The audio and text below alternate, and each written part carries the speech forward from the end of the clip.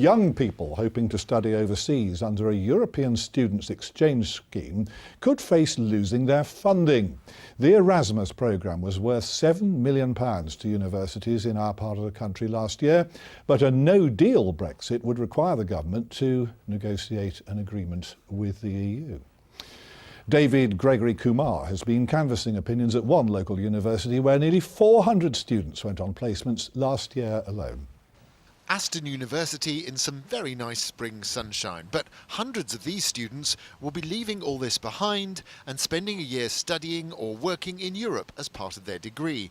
And when they return, they all have plenty of tales to tell or new cooking skills to demonstrate. So I cook this usually when I come home from a night out, around about between the nice hours of 3 or 4 in the morning. That's usually a good hour for a carbonara. So I moved out there with no place to live, not being able to speak the language, which was, I think, probably the most difficult thing I've ever done. That was the most stressed I've ever been, being homeless in a foreign country where you cannot speak the language. And it got worse the next day when I got locked out. Didn't know where to go. My phone's battery was dying and I was like, oh no, this is what life is going to be like. All these trips were funded by an EU scheme called Erasmus, and Erasmus is huge. Around £1 billion is spent on UK-led Erasmus projects alone. But like everything else, Brexit has introduced uncertainty. We're looking at sort of supporting students both on placement at the moment and who want to go on placement next year.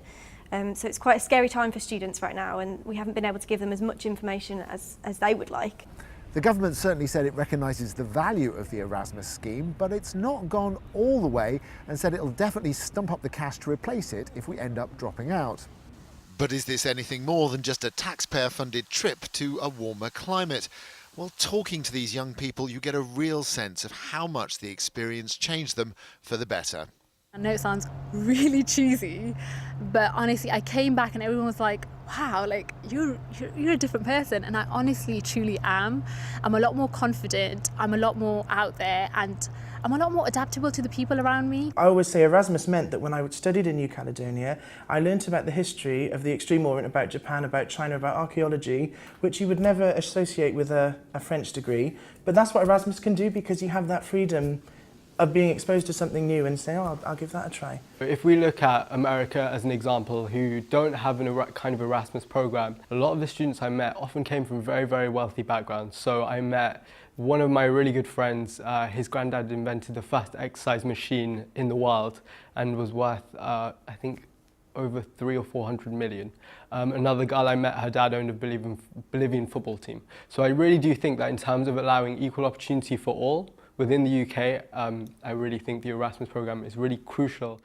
Around 40% of the Aston students on Erasmus come from poorer backgrounds, and research shows these are the students who really benefit from the scheme. Now, these are the students who wouldn't be able to afford to work or study abroad as part of their degree if it wasn't for the help of a scheme like Erasmus. Our demography is such that we get a lot of students who actually have less social capital when they come to university than, let me say, some more selective or more prestigious institutions. So we know that the placement year makes a bigger difference, and international experience makes a bigger difference for students who start off with less social capital.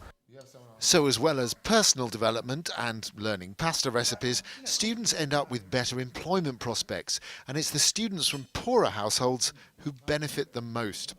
And they're the ones most likely to lose out in any changes to the scheme. David Gregory-Kumar reporting from Aston University, where Erasmus was worth £1.3 million last year for their students' placements. And I understand, Alex, that you indeed have tutored some students under this Erasmus programme. But it's not just students. It's important to remember job seekers, volunteers, apprentices in areas like leisure, catering, sports and so on. So how would you assess its value? Well, I think as the student Sarah pointed out, I mean, the benefit of Erasmus, of course, is that it helps poorer students in particular, because they're not having to go to the US and pay for their own tuition fees. They get assistance with accommodation and the cost of living. So in that sense, I think it would be a great shame if Brexit were to claim that as one of its victims, so to speak. But presumably the government would set about fairly quickly negotiating a new deal with the EU. Yes, and certainly I think from the perspective of universities, we would clearly love to see that happen, or whether you just expand it and provide more assistance for students in general travelling abroad. I can imagine, Bruce, that there are lots of families and students watching this with great anxiety if they've been looking forward to some sort of placement during the year ahead. And it shows that it's not just the headline news about Parliament and summit conferences, it's about people much nearer home, this whole issue. Oh, it really is, and it's not just on the issue of Erasmus, it's also, I've had constituents email me saying that they're going on holiday in April to Europe and do they need a visa or not. So, this is impacting people's real lives. But what's the answer, incidentally? I can't tell them yet. Yeah. So, and that's genuinely frustrating for everybody. And, we talk about businesses and uncertainty, but people's lives are being affected by this too. In terms of Erasmus, I'm quite clear. I think Britain's new place in the world is something we need to discuss. Who we are, what we are. Closing ourselves off to Europe is not where we want to be. But I'm also concerned about ensuring that my constituents and the kids from my constituency have the opportunity to do things like this. Only 22% of them go to university at all. So this isn't real. The government could also set about negotiating its own exchange placement schemes with areas of the world outside the EU, but the clock is ticking and these young people are coming through their education and growing up.